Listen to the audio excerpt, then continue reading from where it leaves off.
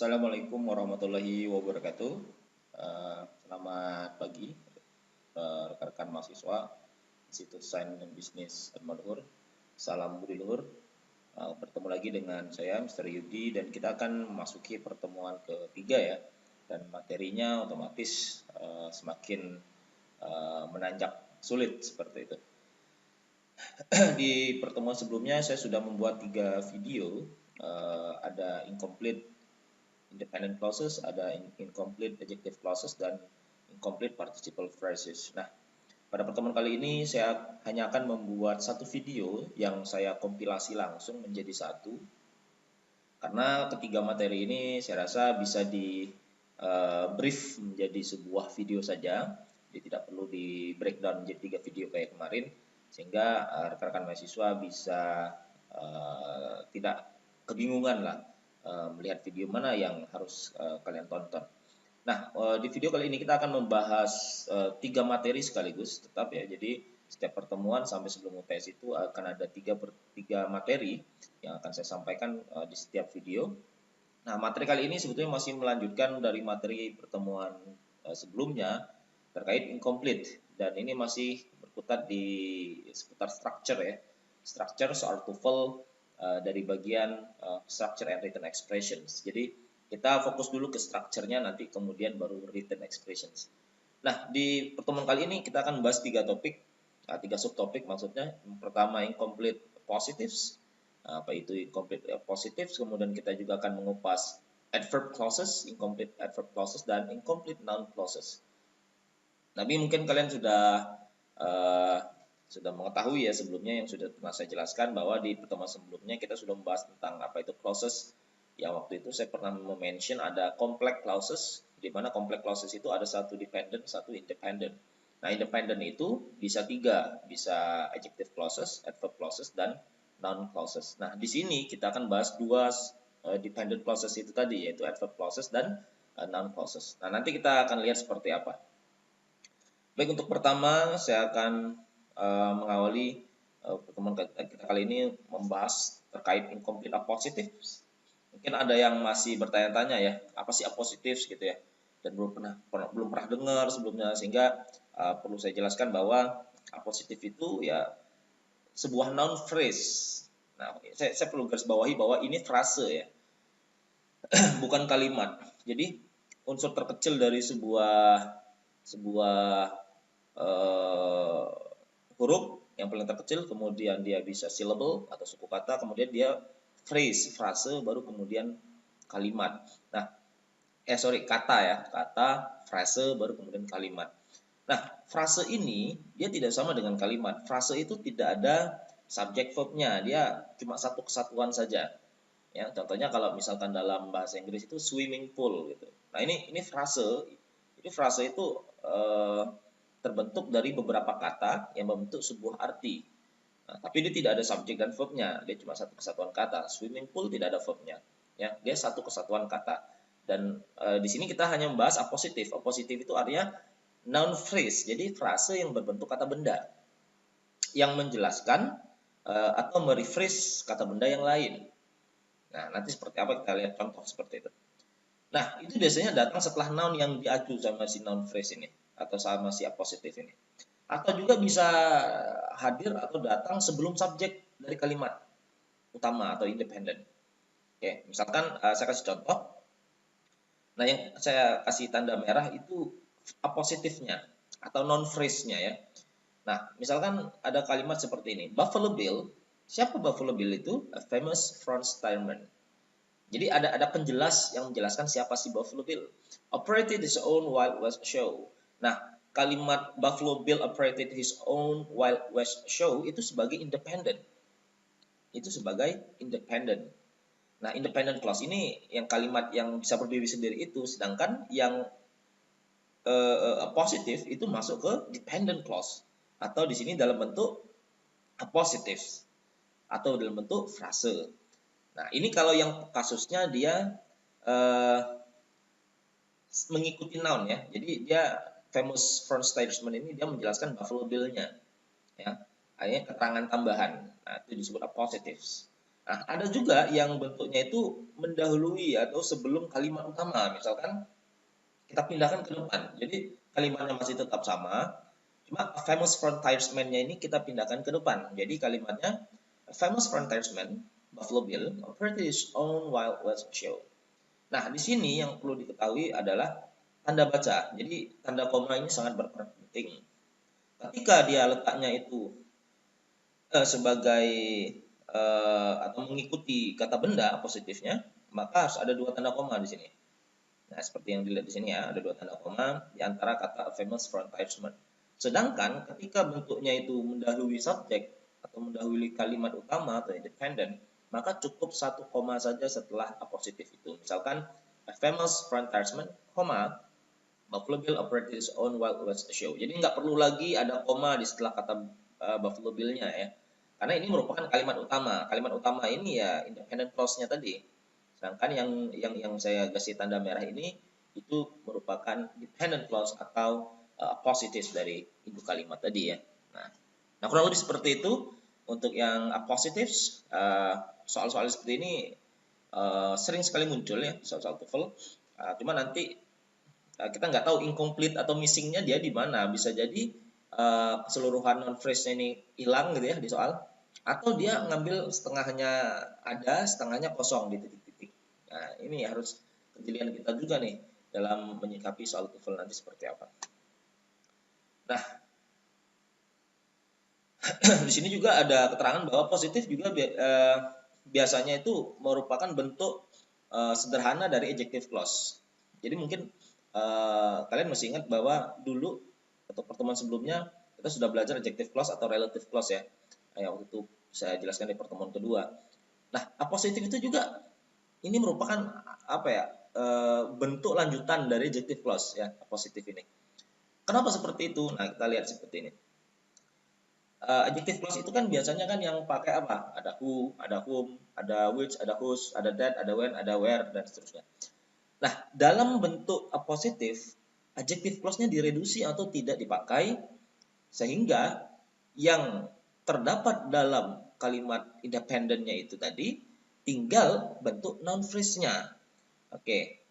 Nah, ini saya garis bawahi di sini ada dia bilang, namun unlike adjective clauses, they do not contain a marker or a verb. Markernya itu yang mana? Adjective clause yang who, whom, which, whose, apalagi that, when, where gitu. Or a verb. Jadi verbnya nggak ada, markernya nggak ada juga. Jadi dia cuma phrase, noun phrase-nya saja. Nah, contohnya misalkan seperti ini ya. Lihat yang di warna biru. Ini merupakan adjective clause, marker ya. Yang ada which ya. Dan ini verbnya is di sini. Nah, ini masih bentuk adjective clause atau relative clause atau dependent clause ya. Nah, oak, which is one of the most durable hardwoods, is often used to make furniture. Kalimat independentnya yaitu oak is often used to make a furniture. Sedangkan dependentnya dalam bentuk adjective clause yaitu which is one of the most durable hardwoods. Nah, di sini dia masih menggunakan adjective clause. Dia masih menggunakan which is. Nah, dalam bentuk positif, adjective clause markernya dihilangkan, verbnya juga dihilangkan. Jadi yang tersisa tinggal phrase-nya saja, noun phrase-nya. Sehingga kalimat yang contoh ini kalau kita bentuk menjadi bentuk positif, menjadi oak, one of the most durable hardwoods, is often used to make furniture. Jadi kalimatnya lebih sederhana dengan menghilangkan bentuk adjective clause marker dan verb-nya. Nah, inilah ragam atau variasi dari bentuk apositif dalam kalimat-kalimat dependent ya, yang menyatu dengan kalimat independent. Jadi harus sering ngecek juga nanti di modul itu banyak sekali soal-soal, dan saya harapkan nanti kalian bisa latihan langsung di sana di lesson 20 itu ya, sampai 23. Di sana banyak latihan-latihan untuk bentuk incomplete positives. Nah, di sana nanti bisa ketemu dengan berbagai macam jenis soal yang berbentuk positif. Oke, itu yang positif. Kemudian kita akan ke incomplete adverb clauses. Yang kedua, bagian kedua. Dan ini agak sedikit banyak variasinya ya, banyak materinya sebetulnya. Mau saya pisahkan menjadi satu video sebenarnya, video tersendiri. Cuma saya rasa nggak perlu. Saya akan jelaskan intisarinya saja dulu. Kemudian nanti baru kita akan coba latihan-latihan soalnya. Nah, di sini ada full adverb clauses yang akan kita bahas, kemudian clause markers with ever dengan kata ever, whoever, whenever, wherever, dan seterusnya. Nanti kita akan cek. Kemudian ada reduced adverb clauses. Kalau tadi reduced adjective clauses, ya, yang materi positif. Kalau yang sekarang nanti akan ada reduced adverb clauses. Jadi reduce ini bentuknya disederhanakan atau dikurangi seperti itu, sehingga lebih sederhana, tapi tetap maknanya sama ya. Kemudian ada lagi prepositional phrases with the same meaning as adverb clauses. Nanti kita akan lihat seperti apa beberapa poin yang akan kita bahas berikut ini. Yang pertama, kita akan masuk ke full adverb clauses. Jadi full ya, jadi polanya sempurna, komplit. Adverb clauses itu banyak sekali connecting words-nya yang dipakai dalam adverb clauses ya. Kalian bisa buka di halaman berapa ya di situ kalau saya lihat. Adverb clauses. Di sini kita cek halamannya ya. Nah, di sini ada di halaman 132 ya. Nah, di sini kalian bisa baca dan saya akan menyandur sedikit saja kesimpulan-kesimpulan dari modul itu. Adverb clauses itu terdiri dari adverb clause marker.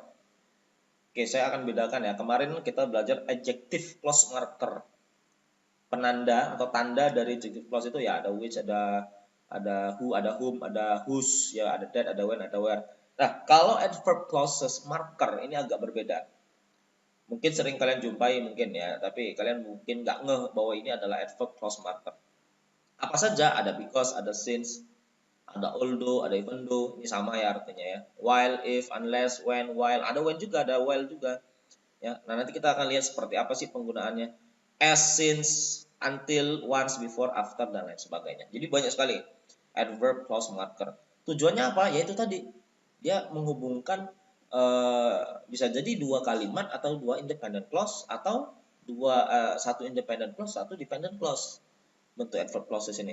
Nah, jadi yang harus kita bedakan adalah kalau dia adjective clause itu dia hanya independent dan dependent, kalau adverbial clause bisa di independent independent, bisa independent dependent. Ya, jadi harus bisa membedakan ini kalimat bentuk adverb clauses atau adjective clauses. Nah, di sana sebelum saya pindah ya, di sini kalian bisa lihat contoh-contoh, misalkan because. Nah, di situ ada kalimat ya, because the speaker was sick, the program was cancelled. Ini contohnya, kalimat ini menggunakan adverb clauses. Atau dia menggunakan kata although misalkan. Di sini ada kata although ya.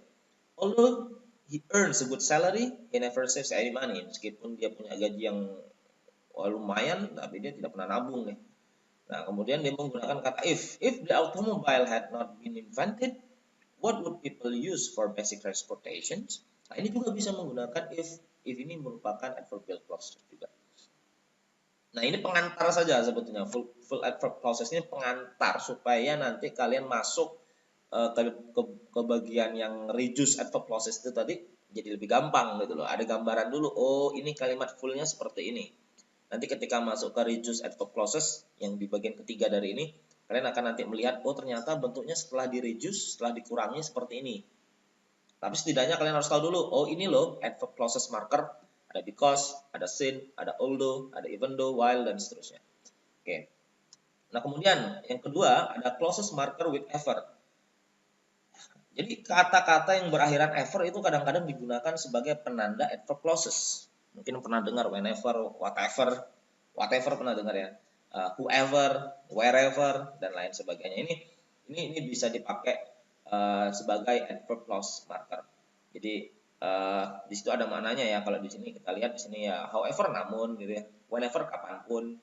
Contohnya they stay at the hotel whenever they are in Boston. Jadi bisa jadi kalimat ini diartikan kapanpun ketika mereka berada di Boston, mereka selalu tinggal di hotel. Itu bisa jadi seperti itu. However you solve the problem, you'll get the same answer. Kamu akan mendapatkan jawaban yang sama meskipun kamu memecahkan masalah itu. Artinya memang kalimat-kalimat dengan adverb clause marker ever ini identik sekali dengan adverb clauses. Jadi gampang sebetulnya mengingat yang ujungnya ever ya. Cuma yang tadi ini yang ada cukup banyak ini yang harus kalian kira-kira harus diingat lah. Oh ini penanda-penanda untuk adverb clauses marker. Nah, kemudian kita akan ke yang selanjutnya, itu reduce adverb clauses. Nah, ini yang tadi saya bilang bahwa adverb clauses itu memang markernya banyak, melebihi adjective clauses ya. Saya tadi kurang teliti, belum menghitung ada berapa jumlah markernya. Cuma kalau saya lihat ini memang agak sedikit lebih banyak dari adjective clauses yang hanya 7 atau 8 itu. Nah, pada dasarnya sama, reduce itu mengurangi bentuk atau menyederhanakan bentuk sehingga kalimat itu lebih gampang dan tidak boros secara kata-kata ya. Contohnya misalkan gini ya. Ini penjelasannya. Ketika subjek dari kalimat utama atau subjek dari adverb clause itu sama orangnya atau bendanya, ya, maka adverb clause itu bisa dipersingkat atau dikurangi. Ya, nanti seperti apa kita lihat contoh ya. Nah, reduce adverb clauses do not contain a main verb or subject. Jadi yang di reduce itu tidak mengandung verb atau subjeknya. Nah, ini kayak gimana lagi nih? Nah, kemudian ada lagi dia bilang they consist a marker and a participle. Jadi mereka ini terdiri dari markernya tadi.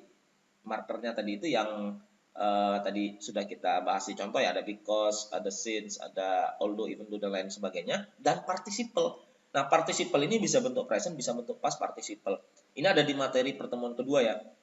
Kalau kalian masih ingat yang bentuk present participle yang verb ing sama past participle yang verb 3. Nah, nanti tolong ditonton lagi video sebelumnya kalau lupa. Nah, ini yang merupakan syarat-syarat bisa dilakukannya reduce adverb clauses. Oke, contohnya misalkan gini, ada kalimat dia menggunakan when ya. Nah, when ini merupakan adverb clauses. When ini ya bisa adjective clauses, bisa adverb clauses marker ya. Jadi bisa di dua clauses dia. Nah, cuma dalam konteks kalimat ini, when ini digunakan sebagai adverb clauses marker. Contohnya misalkan, when astronauts are orbiting the Earth, ketika astronot mengitari bumi, they don't feel the force of gravity. Mereka tidak merasakan tekanan gravitasi. Nah, kalau kita lihat di sini, ini kan tadi dia bilang di sini ya, when subject of main clauses, subject main clauses nanti, of the and the subject of adverb clauses, ini adverb clausesnya ada when, ya penandanya, kemudian subjeknya siapa, astronaut, are the same person or thing, sama nih. Jadi astronaut ini kan di sini they ini siapa, astronaut kan gitu. The adverb clauses can be reduced. Jadi yang adverb clausesnya ini bisa dihilangkan. Nah, jadi astronaut ini nggak perlu di sini, pindahkan aja ke sini, ke they. Jadi tinggal kalimatnya seperti apa? Orbiting the Earth. Siapa orbiting the Earth? Ketika mengitari bumi siapa? Astronauts. Nah, bentuknya jadi lebih sederhana. Nah, kenapa R-nya hilang? Ya tadi, karena dia bentuk present participle. Jadi R di situ tidak wajib untuk disertakan, bisa dihilangkan. Nah, inilah bentuk-bentuk reduce ya, yang pertama. Jadi caranya mirip-mirip dengan reduce adjective clause, cuma agak sedikit berbeda ya. Kalau adjective clause itu yang dihilangkan ya markernya adjective clause, yang ada which, ada whom, ada who itu.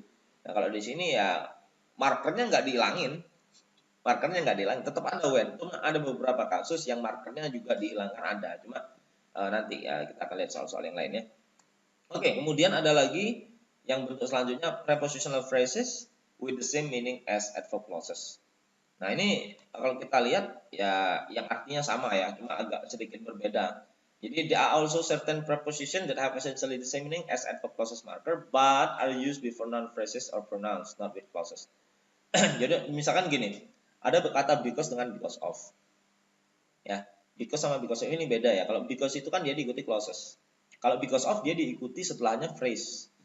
Nah, sama dengan kayak misalkan although, even though, itu meskipun artinya. Nah, ada kata yang artinya meskipun dalam bahasa Inggris, misalkan in spite of, despite gitu.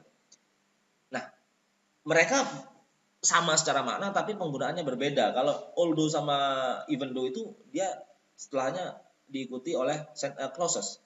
Tapi kalau despite sama in spite of, yang mengikuti setelahnya itu bentuk phrase. Nah, ini yang perlu saya garis bawahi di sini ya. Misalkan contohnya di sini.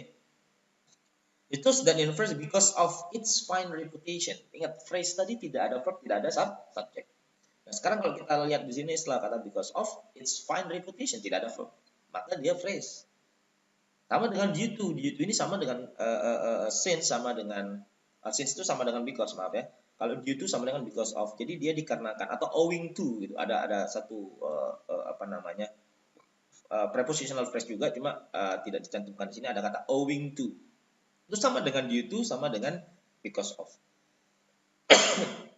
Nah, kemudian ada kata in spite of. In spite of ini tadi seperti yang saya bilang, sama dengan despite, dia menggunakan atau dia yang mengikuti setelahnya itu yaitu bentuk phrase. Sedangkan kalau dia even though sama although, yang mengikuti setelahnya yaitu clauses. Artinya sama, in spite of, despite, although, even though itu sama meskipun. Cuma yang mengikuti setelahnya ini yang berbeda. Contohnya misalkan, he enjoys motorcycle riding in spite of the danger. Dia menikmati sekali naik motor itu meskipun berbahaya. Jadi meskipun, in spite of the danger, ini kata benda phrase. Ya, phrase, tidak ada verb. Maka di sini bukan clauses, tapi noun phrase. Nah, inilah yang membedakan antara in spite of, despite dengan although dan even though. Sama dengan tadi, because of, due to dengan because atau since. Ya. Oke, itu sedikit untuk yang prepositional phrases. Kemudian, nah ini sekarang kita masuk ke yang materi terakhirnya ya, bab ketiganya. Ini banyak sekali. Ada incomplete non clauses. Non clauses tadi ada adverb clauses, sebelumnya lagi ada positif. Nah sekarang yang terakhir yaitu incomplete non clauses. Nah, non clauses are the third type of subordinate clauses. Yang tadi saya bilang ada adjective clauses, ada adverb clauses, dan ada non clauses. Nah, they begin with noun clause markers. Jadi noun clause markers ada noun clause markers juga. Tadi ada adverb clause markers, sebelumnya ada adjective clause markers. Nah, noun clause markers juga ada. Jadi mereka punya kekhasan sendiri-sendiri ya. Walaupun markersnya ini kadang-kadang di adjective clause ada, di noun clause ada. Jadi sama-sama dipakai gitu ya. Jadi satu kata dipakai untuk dua clauses itu bisa saja. Nah, noun clause that are formed from the statement. Jadi kalau kalimatnya bentuknya statement, maka dia menggunakan noun clause that. Nah, kalau misalkan kalian ingat di adjective clause juga ada yang pakai that kan.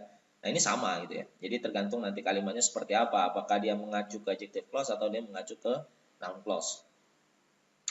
Tapi kalau ada yang kalimat berbentuk question yes no, maka noun clause-nya menggunakan yang lain bukan that, tapi whether atau if. Ya, nah, yang di sini artinya if ini bukan jika tapi apakah ya. Oke, kalau dia bentuk per kalimat statementnya itu berupa yes no questions. Nah, ada juga yang kalau misalkan kalimat non clause itu diawali pakai WH questions. Nah, misalkan what, where, when, who, which, dan seterusnya. Maka ya dia menggunakan bentuk yang WH question itu. Tapi yang membedakan nanti adalah polanya ya, polanya. Nanti kita lihat contoh. Oke. Polanya yang berbeda. Oke, sekarang kita akan lihat contoh yang pertama. Ini yang statement tadi, yang menggunakan that ya. Misalkan ada kalimat, Dr. Hopkins office is in this building. Jadi kantornya Dr. Hopkins ada di gedung ini. Nah, kalimat ini kita ingin buat menjadi kalimat non clause menggunakan that karena dia statement. Tadi kalau kita kembali ke sini ya. Kalau dia bentuknya statement, maka dia menggunakan kata that.